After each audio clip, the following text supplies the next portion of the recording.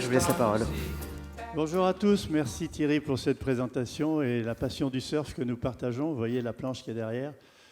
On continue à surfer régulièrement dans toutes les belles vagues, moi surtout dans le sud-ouest, lui dans des vagues un petit peu moins régulières de votre région, mais je l'admire pour ça. Donc, vous avez vu de quoi je suis censé parler, du transhumanisme et de l'intelligence augmentée. D'abord, il faut situer le contexte. Il l'a dit, nous vivons une époque extraordinaire qui, comme Michel Serres l'a dit, ce n'est pas une crise, c'est un changement de monde. Un changement de monde en accélération. Nous vivons un monde en accélération exponentielle. Ça va de plus en plus vite et les éléments deviennent de plus en plus complexes. C'est-à-dire que les disciplines se combinent les unes avec les autres. Le numérique avec la biologie, le numérique avec l'environnement. Tous ces secteurs constituent une matrice d'effets interdépendants qui se combinent et contribuent à cette accélération. Donc ce changement de monde se fait de plus en plus vite et ce qui se fait de plus en plus vite fait peur. Ça inquiète l'homme en général, l'homme et la femme bien sûr, mais je dis l'homme au sens générique. Ça inquiète les chefs d'entreprise, ça inquiète les politiques. Beaucoup d'entre eux se sentent dépassés. Ça nous inquiète en tant que personnalité ou personne humaine. Et ce qui nous inquiète, ce sont des technologies qui sont en train de poindre à l'horizon. C'est plus seulement Internet. Oubliez Internet, c'est fini. C'est derrière nous. Internet a déjà disparu. Pourquoi ? Parce que Internet, système de communication traditionnel, c'est intégré dans un écosystème, désolé Thierry qui n'aime pas le nom, mais c'est quand même, ça veut bien dire ce que ça veut dire, dans un écosystème numérique.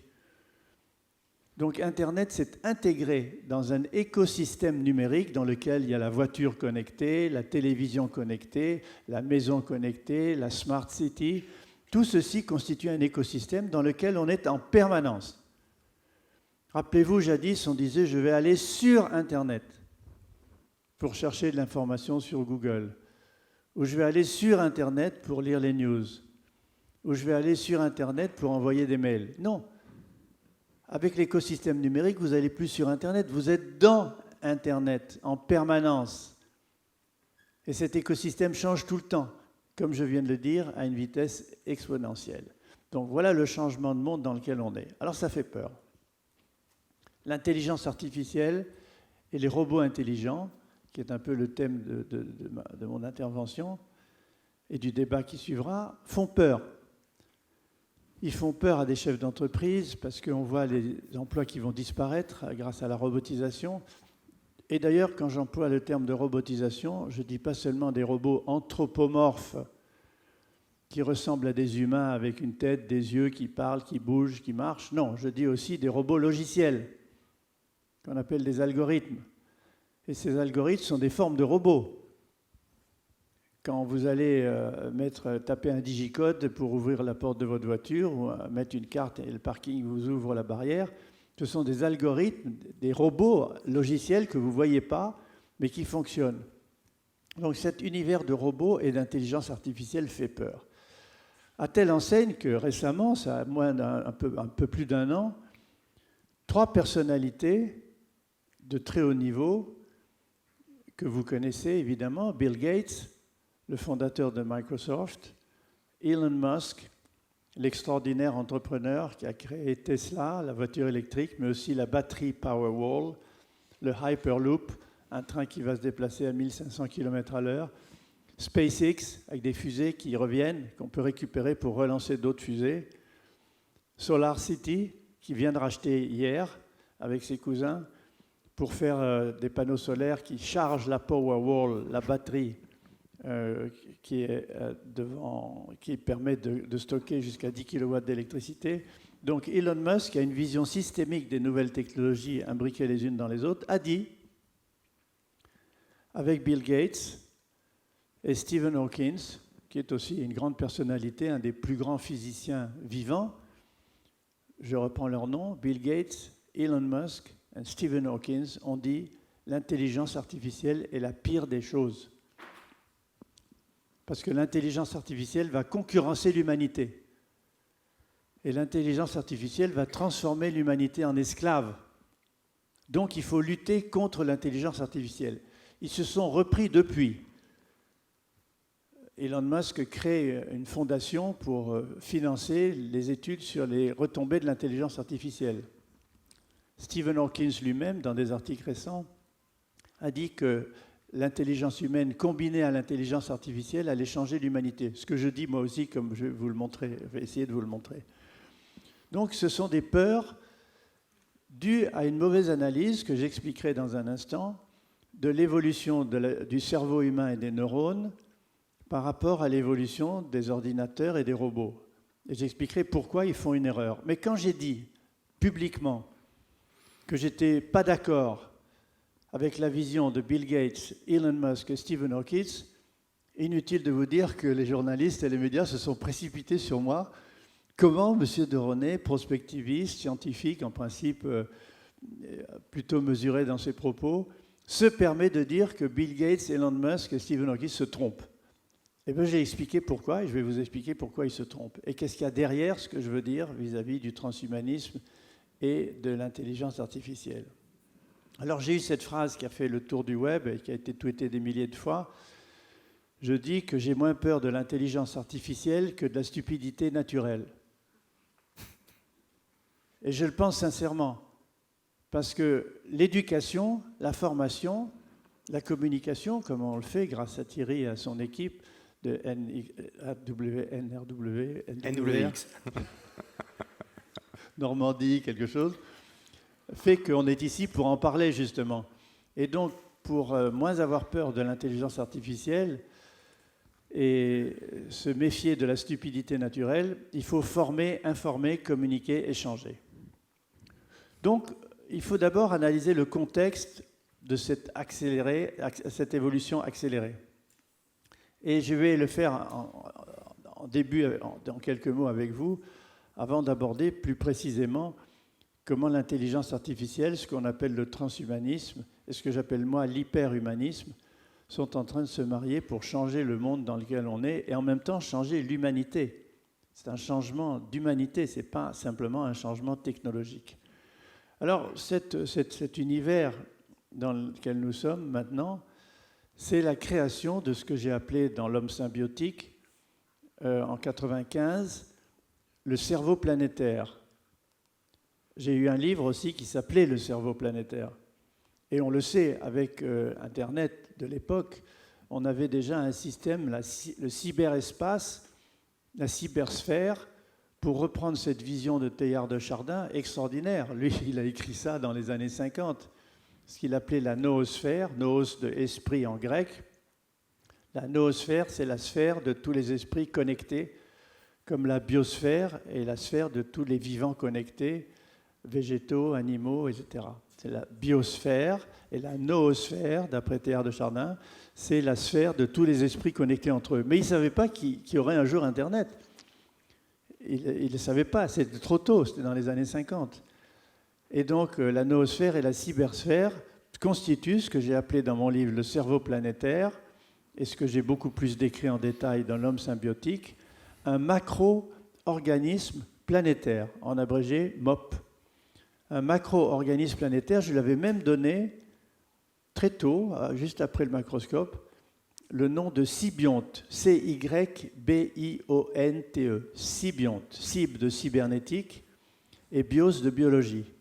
Un organisme vivant, comme nous. Nous sommes faits de 6 000 milliards de cellules, plus 100 000 milliards de bactéries qui vivent dans notre côlon. Donc nous sommes une société cellulaire communicante par le système nerveux, le système immunitaire, le système hormonal, et qui constitue un tout qui fait que je fonctionne comme un tout. Eh bien, la planète Terre, avec ses 7,5 milliards d'habitants aujourd'hui, peut-être 8,5 milliards, 9 milliards dans quelques années, constitue un organisme vivant fait d'humains qui sont comme des cellules ou des neurones connectés les uns aux autres, créant un macro-organisme planétaire dans lequel nous sommes maintenant en train de vivre en symbiose avec lui. Je dis lui parce que c'est une entité invisible qui n'a pas de bras, n'a pas de membres, n'a pas des yeux, mais fonctionne comme un organisme vivant. Le sybionte ou le MOP a un métabolisme énergétique, des circuits nerveux, Internet, l'écosystème numérique, des circuits financiers, des circuits de transport d'éléments qui permettent la construction ou la déconstruction.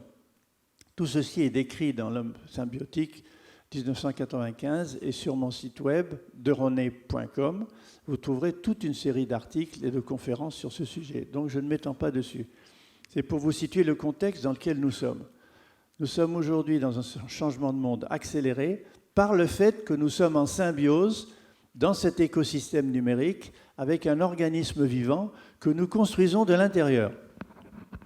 Ce qu'ont parfaitement compris des transhumanistes dont je parlerai tout à l'heure, comme Ray Kurzweil, avec son point de singularité, dans lequel il dit qu'en 2040 ou 2050, on arrivera à créer des ordinateurs plus intelligents que tous les humains. Mais moi, je ne dis pas la même chose que lui.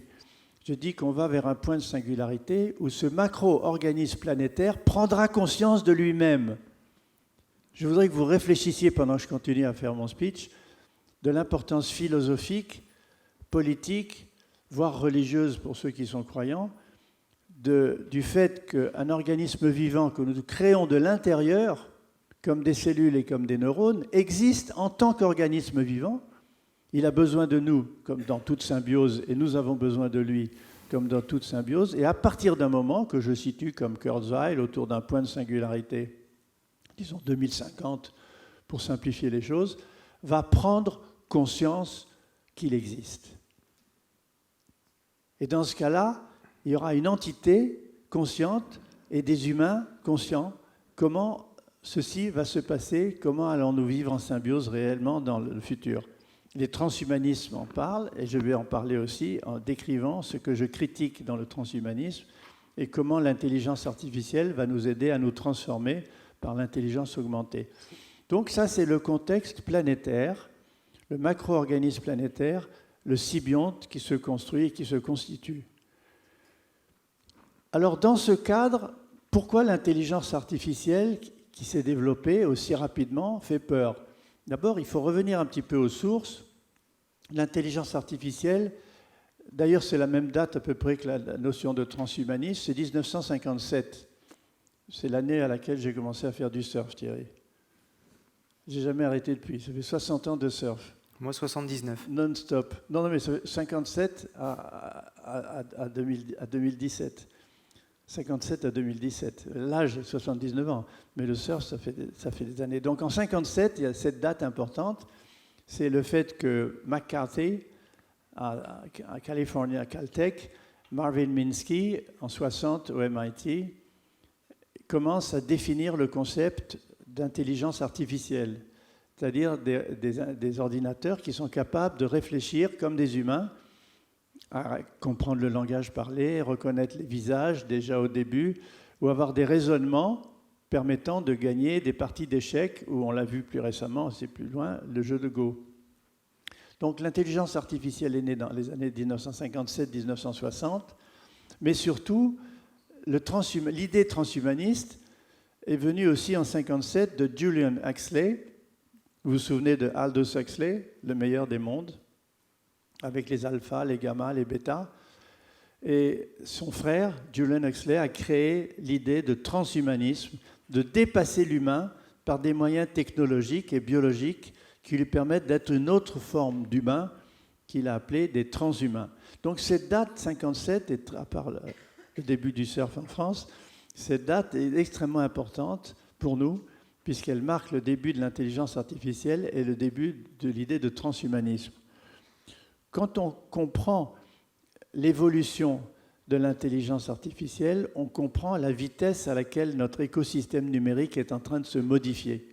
Et je voudrais insister sur ce point.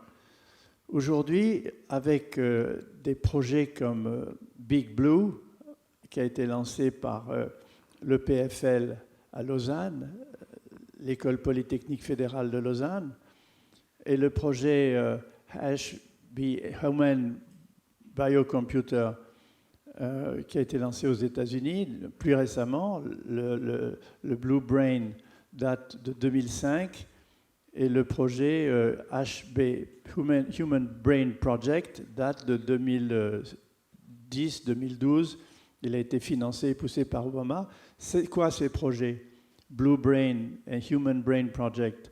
C'est au-delà de l'intelligence artificielle, c'est d'être capable de fabriquer des ordinateurs tellement puissants qui fonctionnent comme le cerveau humain. Ils sont faits de réseaux neuronaux connectés entre eux et fonctionnent comme le cerveau humain. Donc ça, c'est la grosse bécane, des grosses bécanes, très très coûteux, très chers. Ces programmes se développent actuellement dans le monde. Mais en même temps, se sont développés grâce à des informaticiens de génie en Californie, en Europe, ce qu'on appelle le deep learning. Le deep learning, c'est une forme d'intelligence artificielle qui permet de fonctionner comme le cerveau humain en essayant d'interpréter ce que l'humain fait. La reconnaissance des visages, la reconnaissance d'un paysage, la compréhension du langage parlé, mais pas seulement la compréhension syntaxique, l'organisation des phrases, mais aussi la compréhension sémantique, c'est-à-dire le sens des phrases. Et aujourd'hui, le deep learning s'intéresse beaucoup à l'émotion. Parce que dans la langue, pour comprendre le langage parlé, il ne suffit pas de comprendre les mots et leur agencement, il faut aussi comprendre l'émotion qu'il y a derrière les mots, les sentiments. Donc le deep learning va très loin, et c'est grâce au deep learning, dans lequel Google a beaucoup investi, que IBM avec Watson a gagné des jeux vidéo devant les humains, a battu des humains au jeu d'échecs. Mais le plus étonnant remonte à quelques mois, c'est Lee Sedol, le champion du monde de jeu de Go, qui a été battu par AlphaGo, une machine de deep learning financée par Google. Et le jeu de Go est beaucoup plus compliqué que le jeu d'échecs, beaucoup plus compliqué. Les possibilités sont infinies parce que ça a trait à l'émotion du joueur au moment où il est en train de faire un coup par rapport à un autre. Et donc, ça a été une prouesse extraordinaire qui remonte à il n'y a même pas 4-5 mois que AlphaGo de Google, grâce au deep learning, a battu Lee Sedol, le champion du monde de jeu de Go. Donc, c'est pour vous dire qu'entre Blue Brain, The Human Brain Project et le deep learning, l'évolution de l'intelligence artificielle est absolument colossale. Et donc, cette accélération se fait tous les jours. Et vous entendez parler, si vous lisez la presse scientifique et si vous le suivez sur Twitter, que de plus en plus, ces informations gagnent les entreprises. De plus en plus d'entreprises s'intéressent au deep learning pour réaliser des prouesses que jadis il était impossible de faire. Alors la robotique, elle s'est poursuivie de manière différente en Europe, au Japon, dans certains pays. Pour nous, avec la suite des travaux de Hans Moravec, qui a montré tout le danger des robots pour le travail, nous avons plus, en France en tout cas, une vision du robot comme un compétiteur de l'humain, qui va bouffer notre travail. Quand les robots seront au travail, qu'est-ce qu'on fera nous? On n'aura plus de boulot.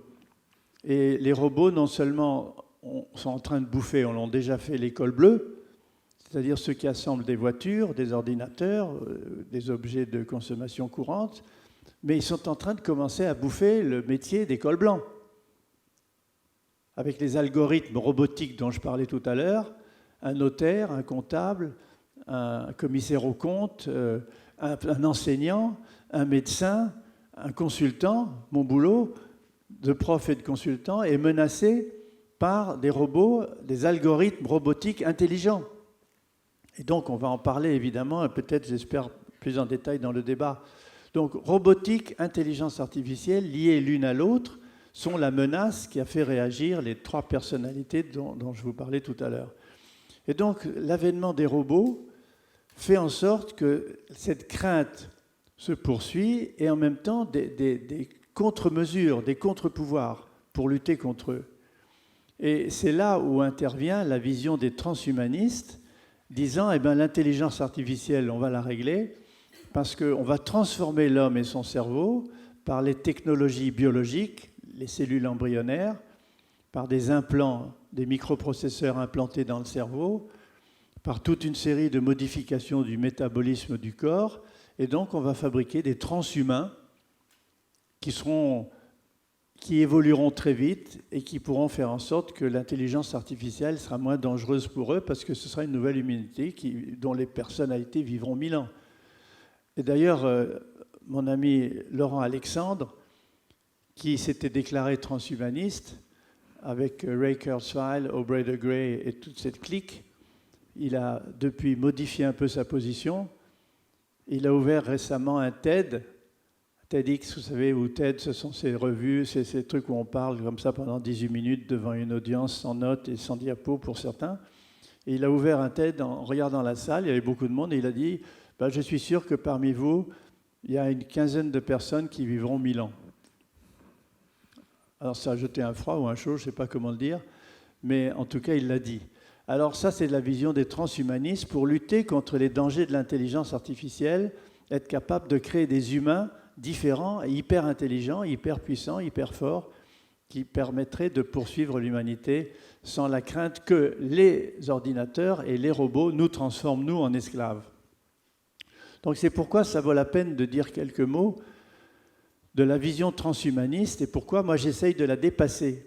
Alors vous allez dire c'est très prétentieux, c'était très prétentieux de dire que Bill Gates, Elon Musk et Stephen Hawking se trompaient, mais je ne suis pas prétentieux, je suis un scientifique prospectiviste très informé qui s'intéresse aussi à la philosophie et c'est pourquoi je dis qu'on peut dépasser le transhumanisme par ce que j'appelle l'hyperhumanisme. Et si vous voulez en savoir plus, vous allez lire mon article de l'Obs Plus qui a été publié à la suite d'une conférence que j'ai faite au Grand Orient de France sur ce sujet-là, au-delà du transhumanisme, l'hyperhumanisme. Et c'est sur mon site web, www.derené.com, ce qui me permet, dans des conférences, de ne pas rentrer dans les détails et de vous permettre, vous qui êtes tout le temps connectés, d'en savoir un petit peu plus. Donc j'ai publié cette idée, déjà il y a pas mal de temps, il y a 6 mois, ça a bien servi à mon ami Luc Ferry pour écrire son nouveau bouquin sur le transhumanisme. Il me cite d'ailleurs dedans, je le remercie, mais je l'ai bien aidé, mais je m'en fous, on est potes. Donc ça ne me dérange pas. Le mien sort en septembre, mon nouveau livre qui va encore plus d'un que tout ça. Enfin, je vous fais une petite pub en passant, double pub, www.derené.com, plus mon livre en septembre. Enfin, c'est pour vous aider, ce n'est pas du tout pour ma promo. Donc, revenons au transhumanisme et revenons à la critique que j'ai faite sur l'intelligence artificielle des 3 personnalités mentionnées plus tôt. Pourquoi ils se trompent?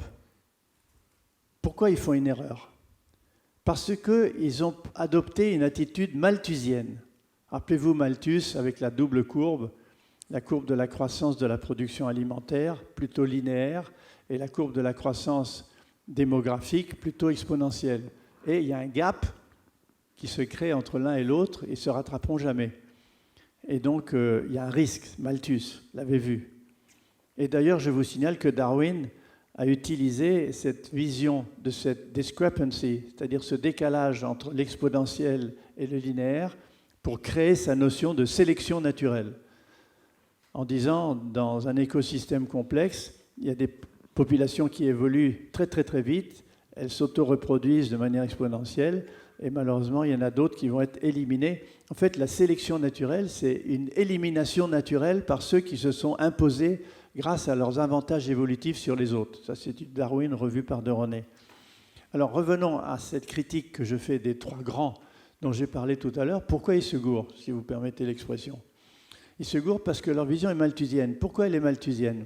Parce qu'en gros, ce qu'ils disent, c'est que l'évolution du cerveau humain, et donc notre capacité à devenir hyper intelligent, évolue selon le principe de la sélection naturelle et des mutations des neurones, selon Darwin. Rappelez-vous, sélection naturelle du plus apte, il est sélectionné, il se reproduit, il fait des enfants qui ont des caractéristiques qui se modifient au cours du temps par les mutations, alors que ceux qui ont des mutations défavorables disparaissent et ne transmettent pas à leur descendance les caractéristiques qu'ils ont acquis.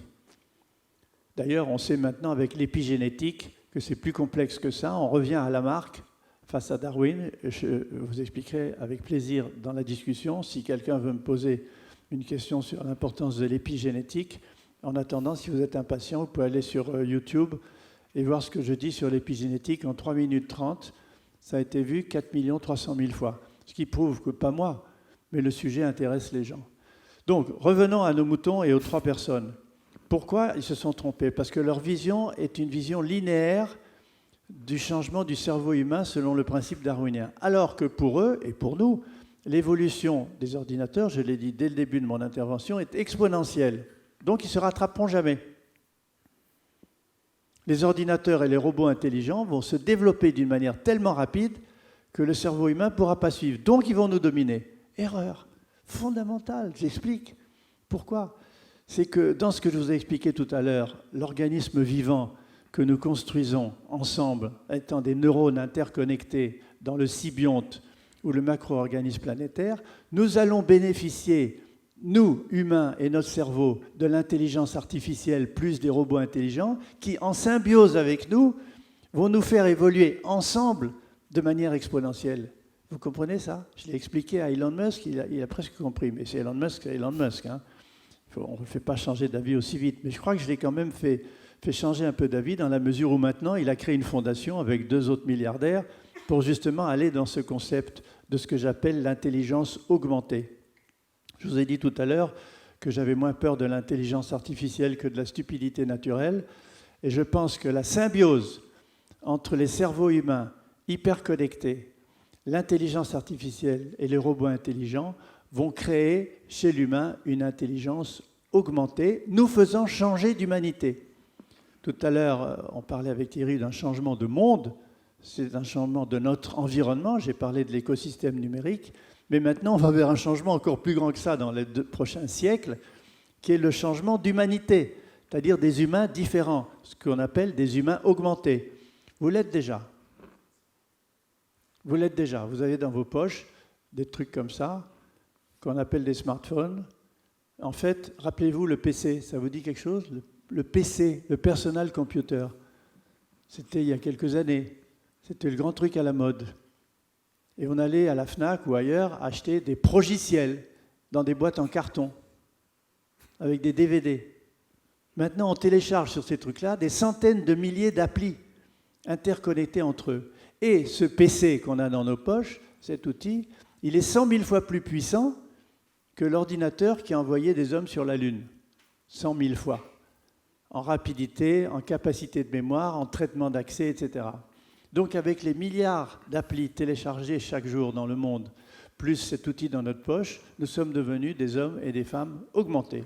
Maintenant, déjà, imaginez ce que ça va être dans 30, 40 ou 50 ans, avec l'interconnexion de l'intelligence artificielle, des robots intelligents et de nous, cerveaux interconnectés, par des interfaces qui ne seront plus seulement des interfaces tactiles, comme sur des claviers ou des écrans tactiles, mais par la voix, la physionomie, le regard, le cerveau. Les interfaces sont en train de changer. Regardez mes dernières confs là-dessus sur mon site et vous allez voir, il y a des quantités d'exemples qui montrent qu'avec le deep learning et les nouvelles interfaces, nous avons changé. Donc, nous sommes déjà des hommes et des femmes augmentés. Imaginez ce que nous allons être dans 20 ou 30 ans ou 40 ans au moment du point de singularité dont parle Kurzweil et dont moi je parle. Donc c'est ça qu'il faut considérer dans la relation avec l'intelligence artificielle, et c'est là où ils se sont trompés, parce qu'ils considéraient l'évolution linéaire du changement du cerveau par rapport à l'évolution exponentielle des machines et des robots, et moi je dis au contraire, basé sur des tas de faits, et d'ailleurs Jaron Lanier, un grand écrivain prospectiviste américain, et Kevin Kelly va dans le même sens que moi, on correspond un peu, et d'ailleurs The Global Brain Institute, dont je fais partie, qui regroupe des scientifiques du monde entier en Hollande, et réfléchit à comment Internet fonctionne comme les synapses d'un cerveau, tous ces gens partagent cette idée que l'évolution exponentielle de l'intelligence artificielle, des cerveaux humains connectés et des robots va conduire à une nouvelle forme d'humanité. C'est ce que j'appelle l'hyperhumanisme. Le mot est peut-être un peu trop grand, mais c'est par réaction avec le transhumanisme. Comme je vous l'ai dit, le transhumanisme, c'est de faire des humains tellement différents qu'ils peuvent vivre 500 ou 1000 ans. Eh bien, moi, je suis opposé à cette idéologie transhumaniste. Je l'ai dit à Laurent Alexandre, je l'ai dit à Luc Ferry, et il m'a même cité dans son livre. Pourquoi je suis opposé? Parce que je pense que le transhumanisme est individualiste, égoïste, narcissique, en se concentrant seulement sur l'individu. Il est élitiste, égoïste, narcissique. Parce que le futur, ce n'est pas la concentration sur l'individu, qui pourra se payer des transplants dans son cerveau, des cellules embryonnaires pour modifier tous les organes qui ne fonctionnent pas, changer son métabolisme avec des puces implantées dans son corps. Ça, c'est élitiste, Qui pourra se permettre ça? Moi, je pense au contraire que la vision transhumaniste, l'idéologie transhumaniste est dangereuse parce qu'elle favorise un monde à la Aldous Huxley, avec les alphas, les omégas et les deltas, ceux qui sont au-dessus hiérarchiquement parce qu'ils ont le fric pour se payer tout ça, ceux qui ne l'ont pas. Et en fait, qu'est-ce que c'est qu'une humanité où les gens vivraient 1000 ans, ou 500 ans, ou même 250 ou 300 ans, avec des vieux enrichis, parce que plus ils vont vieillir, plus ils vont capitaliser ce qu'ils ont éventuellement investi dans leur maison ou dans leur argent personnel, contre des jeunes qui n'ont plus la place pour trouver du boulot, dans un monde où, qu'est-ce que sont les étapes de la vie? Si la jeunesse, la formation professionnelle, la vie professionnelle et la vie de senior durent 100 ans chacun, quelle est la relative importance philosophique et personnelle de ces différentes étapes de la vie par rapport à la vie réelle? Donc, retenez mes 3 mots.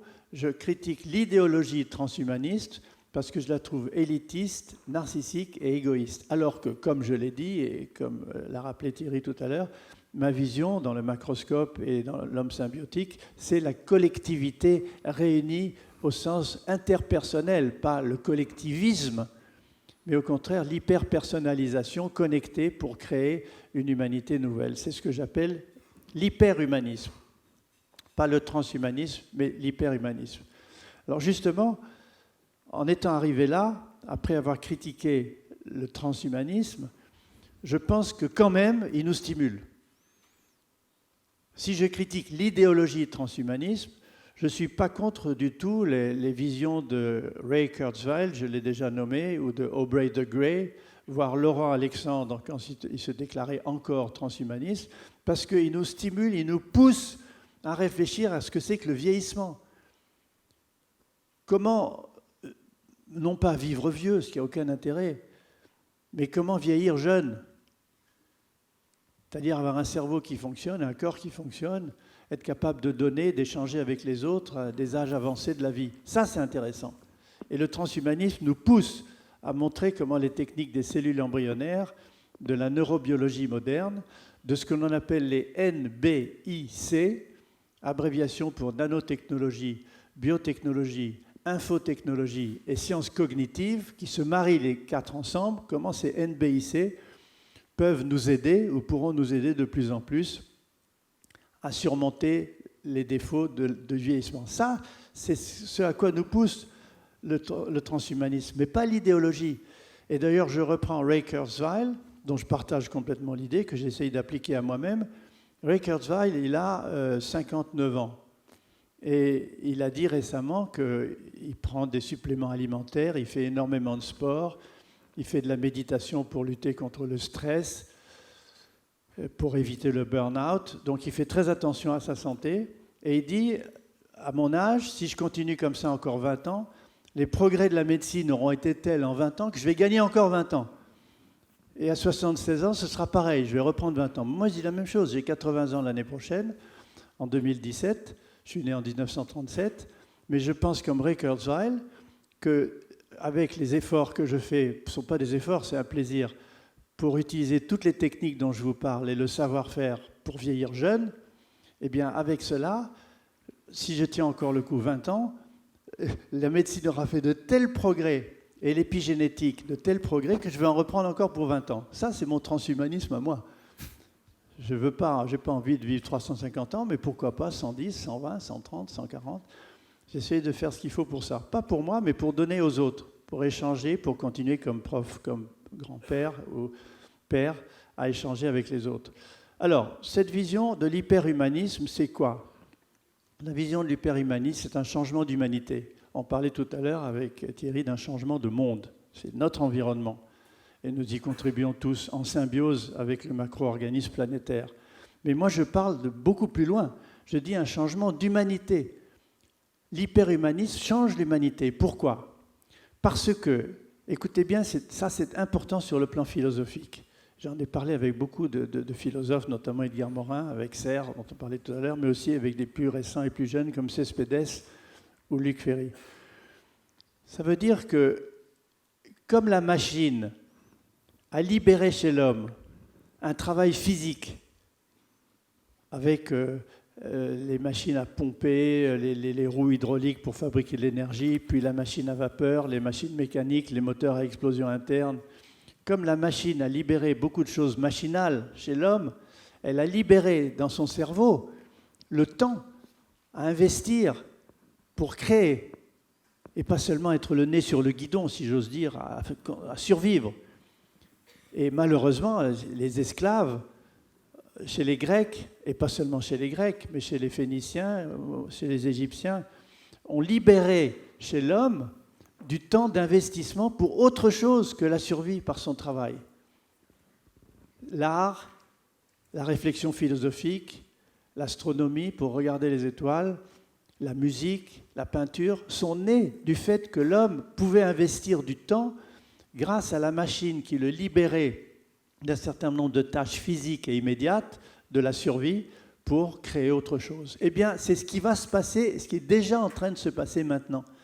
L'intelligence artificielle en symbiose avec nous, conduisant à ce que j'appelle l'intelligence augmentée, va libérer, et ce n'est pas une idée utopique, c'est la réalité d'aujourd'hui, et imaginez, c'est dans 50 ans ce que ce sera, va libérer dans notre cerveau des cases qui sont aujourd'hui encombrées par la compétition, la concurrence, le routinier, l'administratif, le machinal, ce qui nous pique du temps, ce qui nous bouffe notre temps quotidien. L'intelligence artificielle connectée avec le cerveau humain, dans l'hyperhumanisme, va libérer dans notre cerveau, créer une expansion incroyable d'une humanité qui se reconnaîtra presque plus elle-même, laissant la voie à toute une série d'éléments occultés aujourd'hui, l'amour bien sûr, la fraternité, la générosité, la solidarité, la création, la créativité, le lien social, le lien humain. On n'a plus le temps aujourd'hui de le faire. Nous sommes encombrés par trop d'informations avec une rareté en temps. Nous vivons un paradoxe incroyable, le paradoxe de la pléthore informationnelle et de la carence temporelle. Beaucoup de gens qui sont burn-out dans les entreprises, je discute avec pas mal de psy d'entreprises comme consultants, me disent 80% des gens qui viennent nous voir en psy d'entreprise, c'est parce qu'ils sont burn-out. Ils ne peuvent pas arriver à faire ce qu'ils ont à faire, submergés par l'information, et ils n'ont pas assez de temps. Donc, avec des outils qu'on sait utiliser, moi j'en utilise, et certainement beaucoup de vous dans cette salle, me permettent de faire des choses que je veux faire, d'investir du temps pour écrire des livres, faire des conférences, être consultant, faire du surf, m'occuper de mes petits-enfants, grâce à ces outils qui font que mon cerveau n'est pas seulement occupé à chercher de l'information, je ne sais plus où je l'ai rangée, mais à consacrer mon cerveau à l'intuition, la créativité, la relation aux autres. Eh bien, ceci est en embryon ce que l'hyperhumanité et l'hyperhumanisme va connaître dans les années à venir. Ce n'est pas une vision positive, utopique ou optimiste, c'est la réalité partagée par beaucoup de chercheurs et de philosophes dans le monde, dont je suis aussi l'expression et qui sera le thème de mon prochain livre en septembre. Il sera le thème de ce livre et déjà beaucoup se trouve dans l'article dont je vous ai parlé de l'Obs+, sur au-delà du transhumanisme vers un hyperhumanisme. Donc voilà un peu ce que j'essaye d'expliquer pour ne pas avoir peur de l'intelligence artificielle et de montrer comment il y a des voies possibles pour s'en sortir sans être transhumaniste. Je voudrais terminer par l'entreprise du futur et l'entreprise de demain dans ce contexte. Je pense qu'on voit monter dans la génération dite du millénium, ceux qui avaient entre 5 et 10 ans au tournant de l'an 2000, qui sont beaucoup d'acteurs de la société d'aujourd'hui, par les start-up qu'ils ont créées, par leur culture numérique dans le monde entier, pas seulement en France, et la French Tech en est un bon exemple. Cette génération est en train de refuser le contrat de travail à durée indéterminée, toute une vie, avec les mêmes personnes au-dessus de vos têtes, dans une hiérarchie pyramidale de l'entreprise traditionnelle. Donc il y a une critique du salariat traditionnel qui a été fait, en fait, avec l'entreprise, pour faire en sorte que dans le cadre d'un contrat de travail, grande discussion actuellement, vous signez un contrat pour vendre votre temps, le temps de votre vie, contre un salaire payé par une entreprise. Et cette entreprise vous donne des directives et des missions à accomplir pendant le temps que vous vendez à l'entreprise. C'est la base du contrat de travail et du contrat à durée indéterminée, éventuellement à vie. Sauf que, pour contrôler les gens, les programmer, et être sûr qu'ils font les tâches qu'on leur a assignées pour l'argent qu'on leur paye, il faut des murs. L'entreprise, il faut une hiérarchie verticale avec des gens qui contrôlent et qui programment, qui vérifient que c'est fait, qui récompensent ou qui punissent.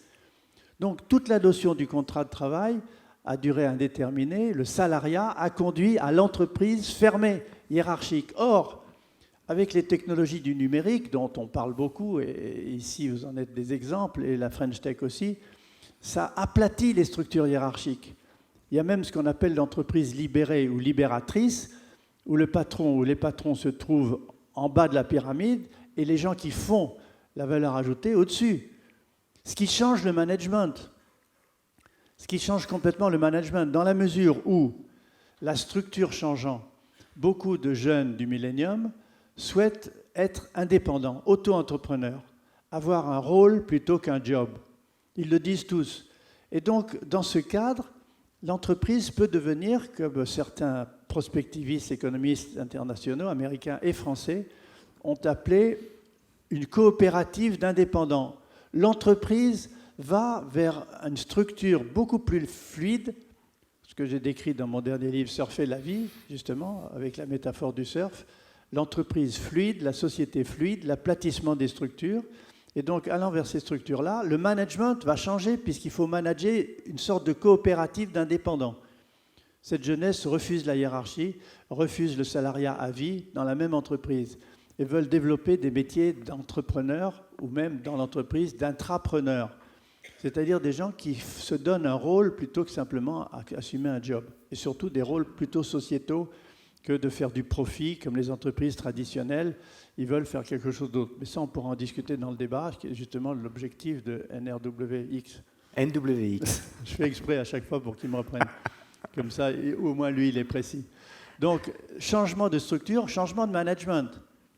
Le manager ou la manageuse, je dis la manageuse parce que je répète qu'en 2030 ou en 2040, les entreprises qui n'auront pas dans leur comité exécutif au moins 50, sinon plus 50% de femmes, auront disparu ou seront en voie de disparition. Parce que le pouvoir des femmes, la valeur systémique de l'approche féminine, complémentaire de celle des hommes, il y a des femmes qui veulent plus de pouvoir que les hommes, évidemment, je ne le néglige pas. Mais comme l'a dit André Comte-Sponville dans notre forum du 2 juin sur l'empowerment à la Cité des Sciences, que je vous recommande d'aller voir sur forumchangerdair.fr, André Comte-Sponville a dit qu'il y a le pouvoir sur et le pouvoir de. Et il dit que le pouvoir sur, c'est le pouvoir des mecs qui veulent se faire plaisir. Avec la phrase de Machiavel, libido dominandi, le plaisir de dominer. Le pouvoir sur les gens, sur les choses, sur le changement du monde. Les femmes, c'est le pouvoir de faire, de dire, de partager, de comprendre. C'est aussi chez les hommes, je ne vais pas faire une ségrégation. Mais donc, il y a une différence entre le pouvoir sur et le pouvoir de.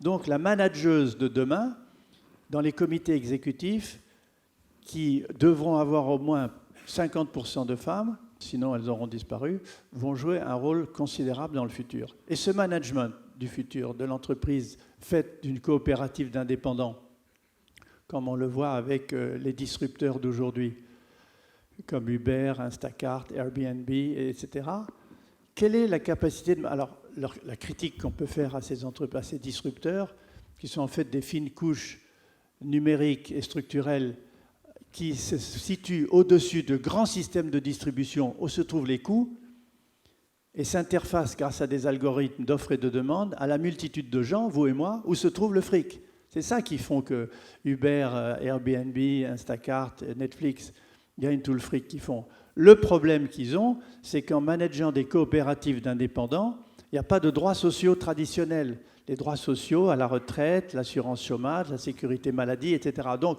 tout ceci est un véritable problème sociétal. Néanmoins, il se trouve que c'est indépendant, cette coopérative d'indépendants va nécessiter une nouvelle forme de management.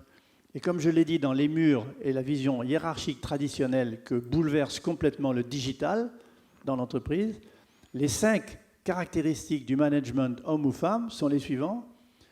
La vision, à long terme, pour entraîner les gens. Le charisme, pour les motiver, leur faire comprendre ce que l'on veut faire tous ensemble. Troisièmement, l'écoute des gens. Les meilleurs capteurs de ce qui se passe dans l'entreprise, ce n'est pas un tableur Excel, c'est des humains. Quatrièmement, la confiance, ce que les politiques ne font pas du tout vis-à-vis de la génération du millénium. Faire confiance à la montée de cette créativité un peu exubérante, mais qui est là. Et cinquièmement, des valeurs. Vision, charisme, écoute, confiance, valeurs. Ce sont les bases du management du futur dans l'entreprise digitale face à une multitude de personnes qui veulent jouer un rôle de plus en plus indépendant. Donc je termine là-dessus, sur les valeurs pour construire ensemble un monde digne de nous, plutôt que de subir un monde qui est proposé par des politiques, des industriels, voire des religieux. Construisons ensemble notre monde, parce que la création collective est la plus belle chose que l'on puisse faire dans le monde aujourd'hui, la création en général et la création collective en particulier, autour de valeurs qui sont la solidarité, la générosité, l'altruisme, l'empathie, la capacité de se mettre à la place de l'autre pour comprendre ses émotions et ses sentiments, la fraternité, l'amour au sens de l'agapé des Grecs, pas seulement l'amour physique ou l'amour sexuel ou l'amour parental, mais l'amour de construire ensemble le futur avec des gens qu'on aime et avec qui on a envie de le faire. Et donc l'importance en conclusion de cette intervention, c'est comprendre l'avenir. J'ai essayé de vous donner quelques exemples des pistes à suivre. Vouloir cet avenir, parce que si on ne le veut pas, il nous tombe sur la tête et on le subit plutôt que le construire. Ensemble, non seulement vouloir cet avenir, mais le construire en communiquant avec ceux qu'on aime et aimer l'avenir et les gens avec qui on construit l'avenir ensemble. Donc vous voyez que le digital m'a emmené assez loin à une philosophie du futur, une philosophie du monde qui n'est pas du tout transhumaniste, qui est plutôt hyper-humaniste, c'est-à-dire une confiance pragmatique et constructive dans l'humain, pas du tout une vision positive et utopique, mais en fait une vision réaliste du monde de demain. Je vous remercie de votre attention.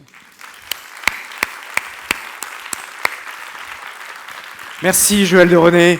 Merci pour ce moment d'hyper-humanisme, mais surtout d'hyper-inspiration.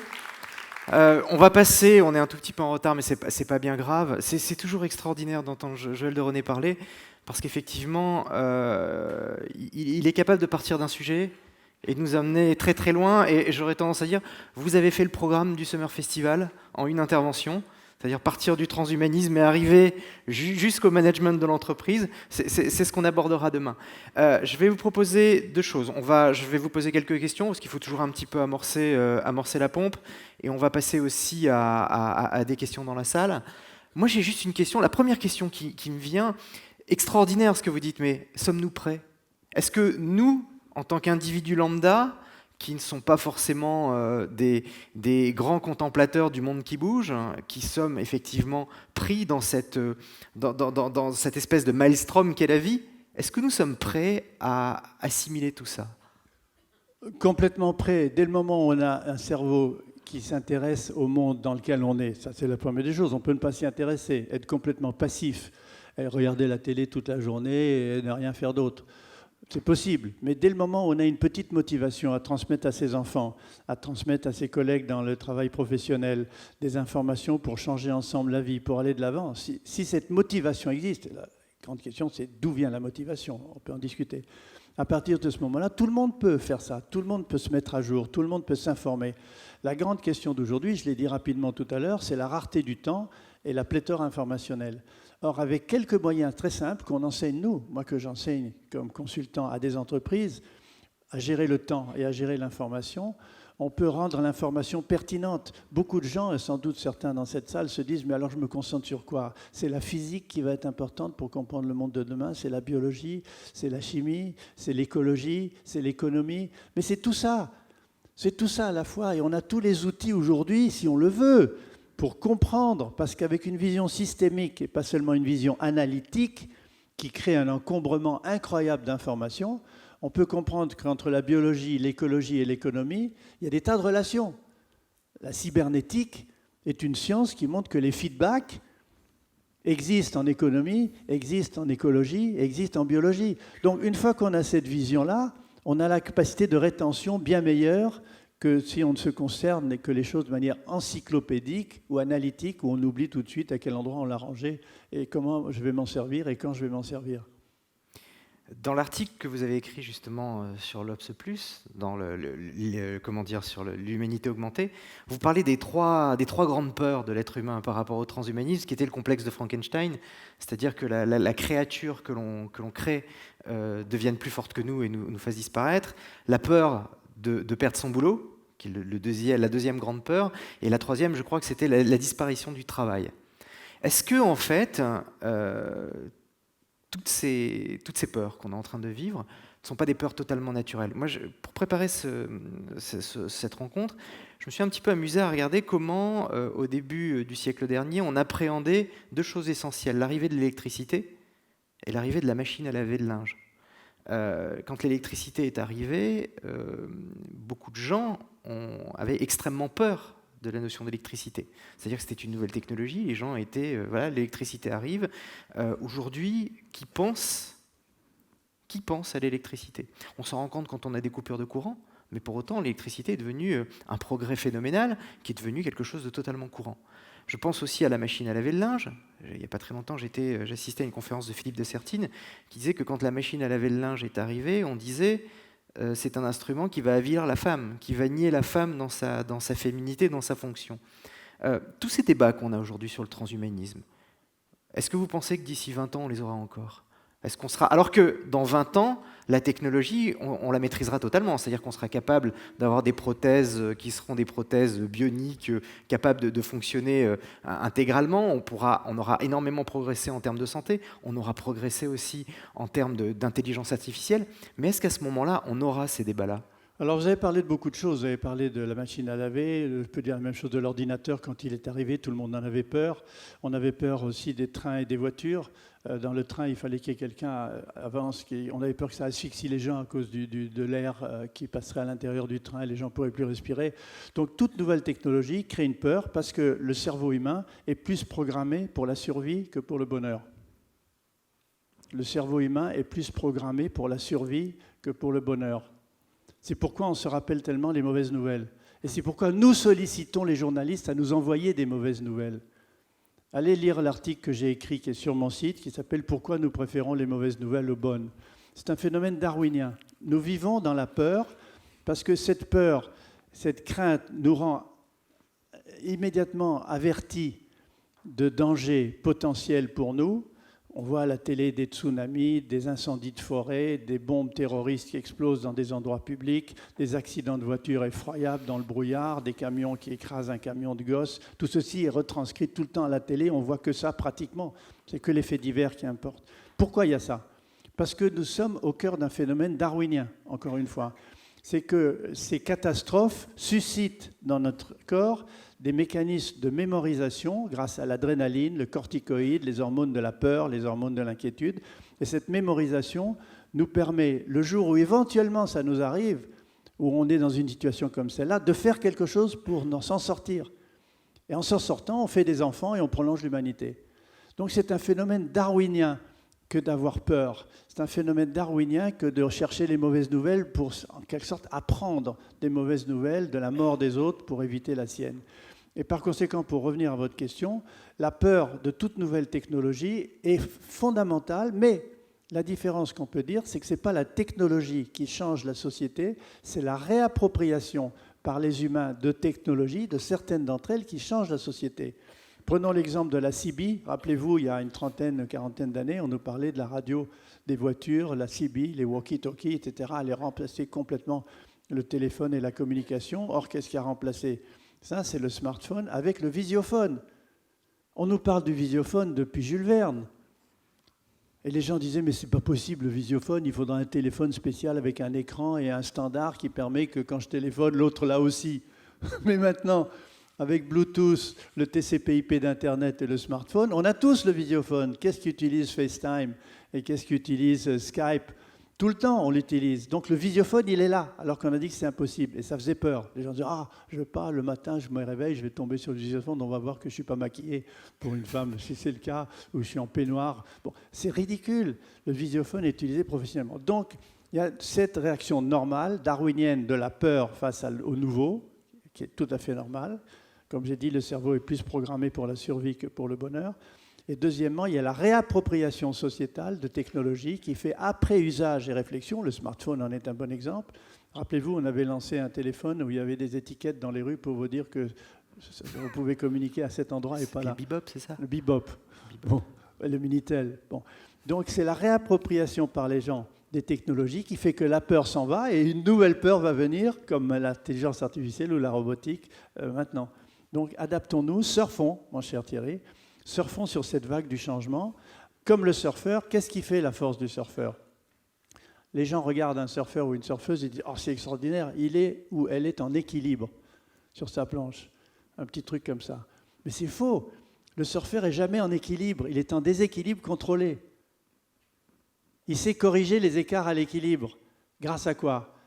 Grâce à une information multidimensionnelle qu'il reçoit par les yeux, par le vent dans ses cheveux, par le regard qu'il a des autres surfeurs autour de lui, qui ont la prio ou qui ne l'ont pas, des rochers qui risquent d'apparaître, de la marée qui change, du vent qui va tourner.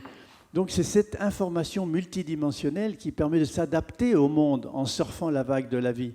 Surfer la vie, c'est ça. C'est s'adapter, avoir une ligne personnelle, familiale, professionnelle, et corriger les écarts à l'équilibre pour continuer à se donner du plaisir et à avancer dans la ligne qu'on s'est tracée. Je vais rebondir sur le train. Je me rappelle avoir lu un texte qui disait, pour le train, les détracteurs du train disaient qu'à partir de 80 km/h, le cerveau avec la vitesse pouvait subir des dommages irrémédiables. On va prendre des questions dans la salle. Alors par contre, je ne vois pas les porteurs de micro. Tiens, là. Alors, des questions dans la salle. Une là-bas.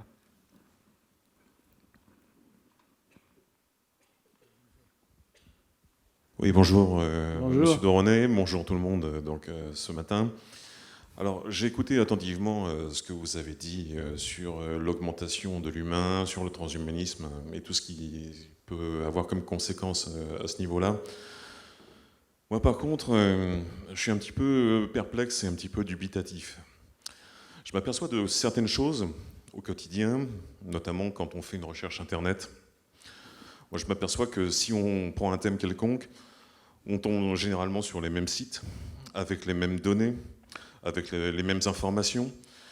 Et il y a très peu, comment dire, d'ouvertures qui sont proposées sur Internet.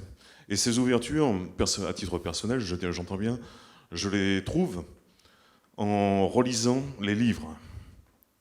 C'est-à-dire que j'ai l'impression qu'au niveau d'Internet et sur d'autres aussi, sur d'autres sujets, on est en train de se lier les mains et les jambes et de nous mettre dans une espèce de boîte ou d'un cercle vicieux qui nous empêche d'aller au-delà d'une certaine ligne et on va dire ça plus communément, on est formaté.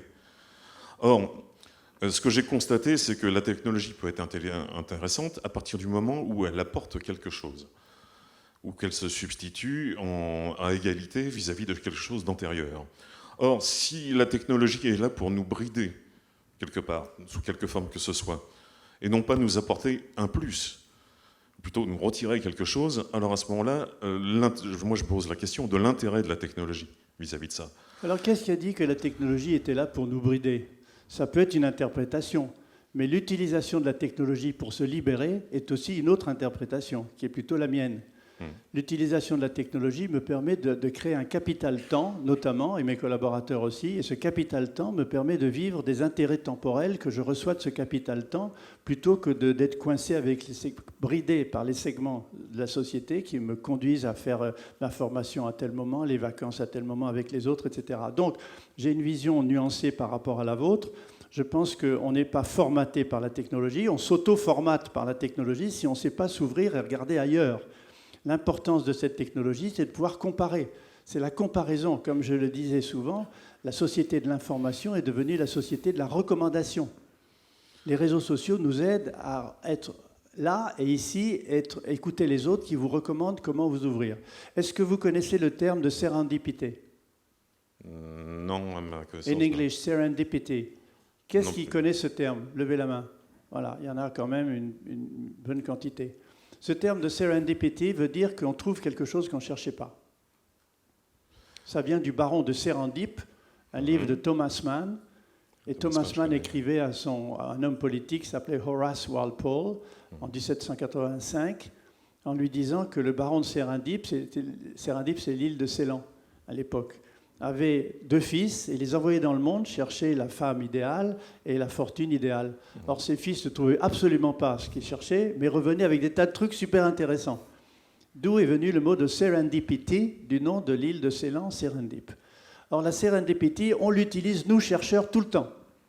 On crée les conditions de la serendipity. Google, dans son campus, a créé toutes les conditions pour faire en sorte qu'on ne soit pas formaté par la technologie, pour devenir un intrapreneur avec des idées qui sortent de l'ordinaire, puisqu'on leur paye leur salaire en leur laissant 20% du temps de leur salaire payé, ils appellent ça Blue Sky, pour faire ce qu'ils veulent. Et parmi les 45 ou 50 applications de Google qui vont de Chrome à Google Earth, 90% sont sortis de là. Donc, je nuance votre propos. Vous avez raison de craindre un formatage par la technologie.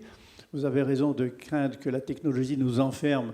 D'ailleurs, Google lui-même, avec le système de recherche, ne met en haut de liste que ceux qui ont été le plus consultés. Mais ils ont créé dans leur moteur de recherche des possibilités de serendipity pour ouvrir.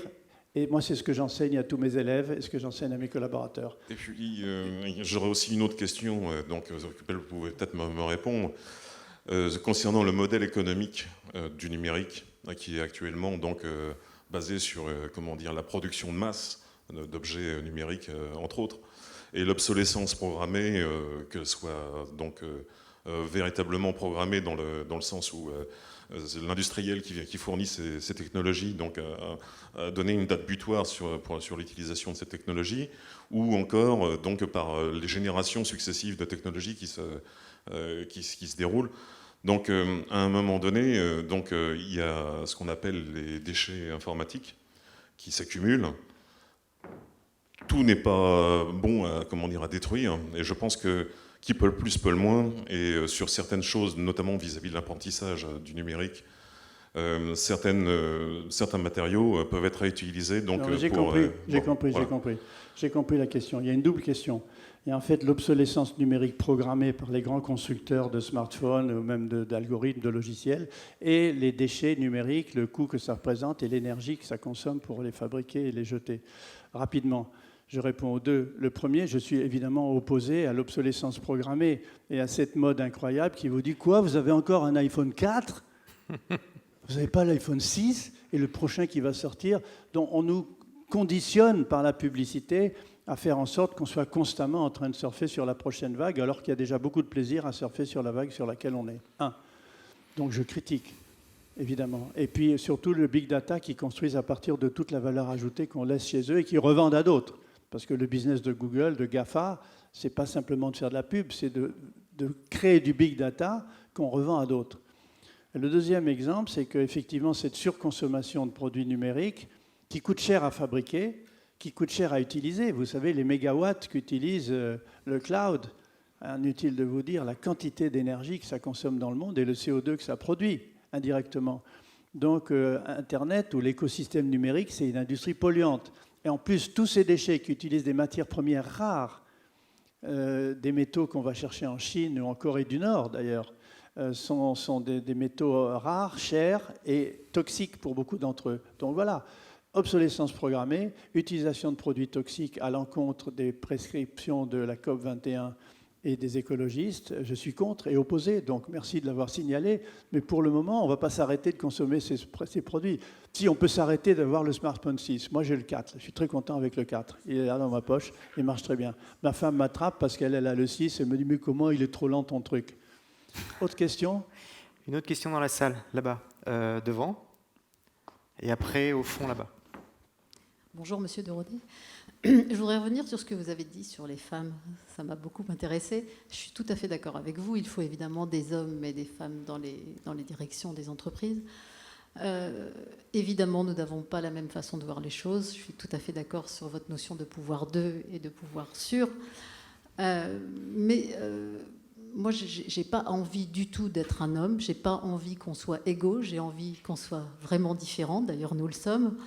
Et comment on peut arriver à ça autrement que ce qu'on fait en politique, c'est-à-dire par cette parité qui nous amène à des belles photos avec des pots de fleurs à côté d'hommes politiques. Comment on peut arriver à ça intelligemment et naturellement ? Alors, comment fait la Suède ? Comment font les États-Unis ? Moi, je fais beaucoup de conférences internationales. Dans les pays anglo-saxons traditionnels, j'ai en face de moi 50%, même plus de femmes que d'hommes. Alors que quand je fais des conférences dans l'entreprise du bâtiment ou l'industrie automobile, il n'y a pratiquement que des mecs, si vous permettez l'expression.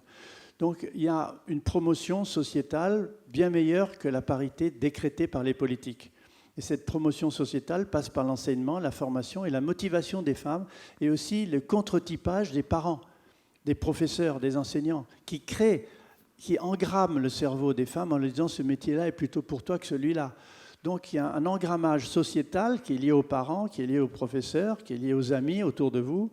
Et il ne faut pas compter sur la parité en politique, elle ira beaucoup moins vite que l'autopromotion des femmes entre elles, comme ça se passe dans les pays que j'ai cités. Et je suis très confiant parce que je le vois avancer à une vitesse grand V dans le monde.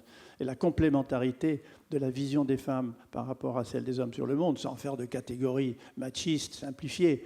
Je ne vais pas dire ça, je connais des femmes de pouvoir pires que les hommes. Bien pire, j'en ai eu quelques-unes à travailler avec. Eh bien, je suis très confiant de voir à quel point ça monte dans le monde. Et c'est en train de changer complètement la vision qu'on a du monde et de l'entreprise, notamment l'écologie, l'éducation, la santé. Dernière question là-haut, et après Lou. Oui, bonjour. Je suis ici. Bonjour, donc je me présente, Maxime. J'avais une question, c'est est-ce qu'on peut craindre que l'intelligence artificielle ou le transhumanisme arrive dans de mauvaises mains? Tout simplement parce que vous parlez d'un écosystème que vit l'humanité, mais vous donnez uniquement une vision positive de cet écosystème, alors qu'au sein de notre écosystème, historiquement, on a pu voir que des peuples se sont affrontés, que des nations, des religions se sont affrontées, et même des extinctions. Donc voilà, il y a eu 6 millions de morts, comme on le sait, il y a 70 ans.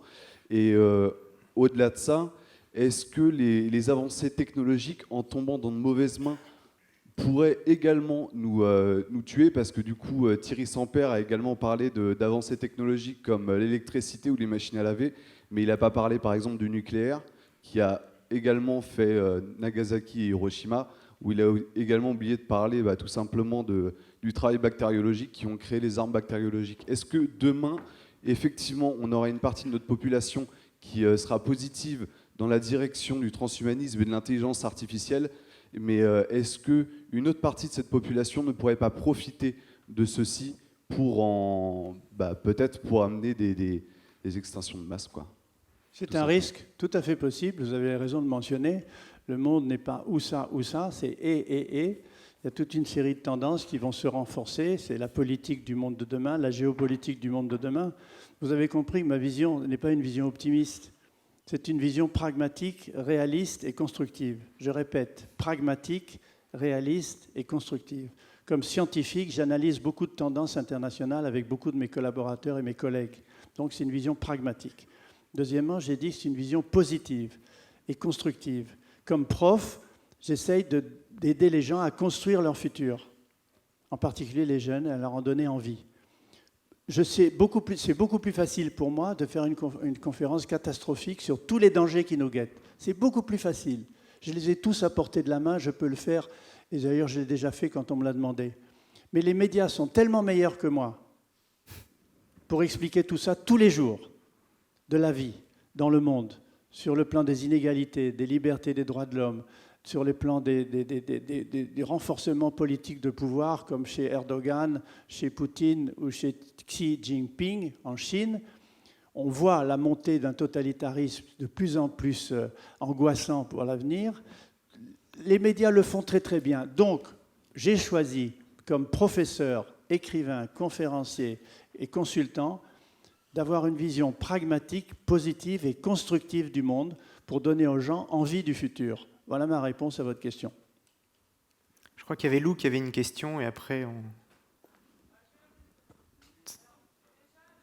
n'avez pas de micro, on ne vous entend pas. Attendez le micro. Un micro. Attendez un micro qui marche.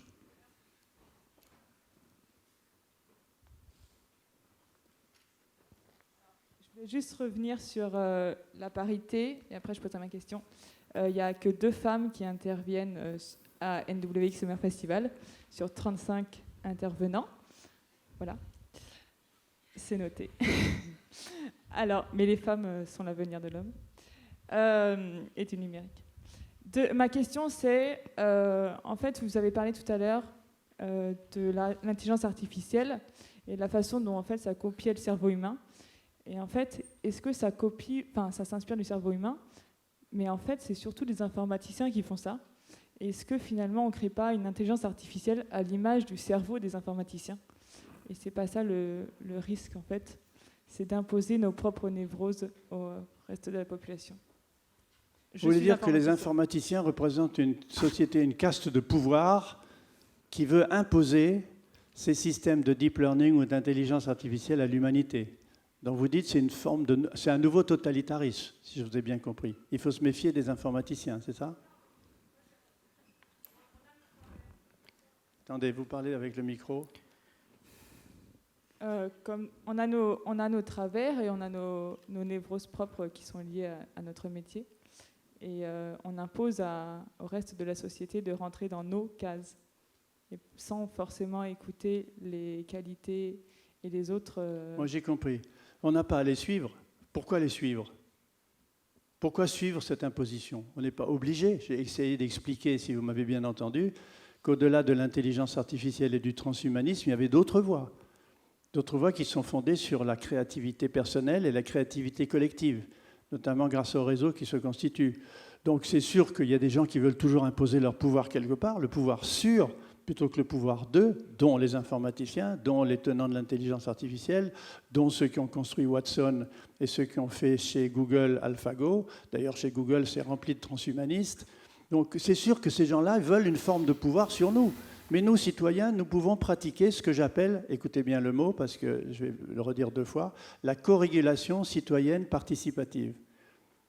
La co-régulation citoyenne participative, ça veut dire que nous, citoyens informés, encore faut-il l'espérer, et motivés, comme je disais tout à l'heure à Thierry, on peut ensemble constituer un pouvoir, c'était le thème du 2 juin de notre colloque de la Cité des Sciences, Empowerment à l'ère des réseaux sociaux, pour contrebalancer toutes ces volontés de pouvoir indépendants sur l'obsolescence des produits, sur nous imposer l'intelligence artificielle. Donc, co-régulation citoyenne participative, c'est celle-là aussi qui nous permettra d'équilibrer le pouvoir monopolistique numérique de GAFA et de Natu. GAFA, vous connaissez, c'est Google, Apple, Facebook, Amazon. Natu, peut-être moins, c'est Netflix, Airbnb, Tesla, Uber. Ces boîtes essayent effectivement, comme vous le dites, de nous dominer pour faire du profiling sur nous, pour nous revendre constamment leurs produits et leurs services. Ça a été très bien décrit dans un article récent du Monde et de la Tribune, le pouvoir de la Silicon Valley. Est-ce qu'on veut se soumettre au pouvoir de la Silicon Valley ou pas? Non. Moi, je pense que nous, personnes motivées et informées, nous pouvons ensemble exercer un pouvoir de co-régulation pour éviter ces monopoles numériques et toutes les dérives que vous avez tous les deux signalées. Bien, merci Joël de René. Je pense qu'on termine là avec cette question, cette séquence. Merci toujours pour cette inspiration. Je pense que ce qui est intéressant dans ce que vous avez dit, et je vais un petit peu rebondir sur ce qui a été dit dans les questions, c'est qu'on ne vit pas dans un monde parfait. Mais je crois que depuis le début de l'humanité, le monde n'est pas parfait. Simplement, ce que vous avez essayé de présenter, c'est une vision. Une vision, c'est aussi un engagement à faire.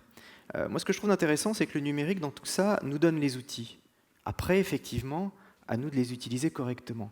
On ne sera pas à l'abri, comme tu l'as dit, on ne sera pas à l'abri d'un malade qui aura envie de les utiliser différemment.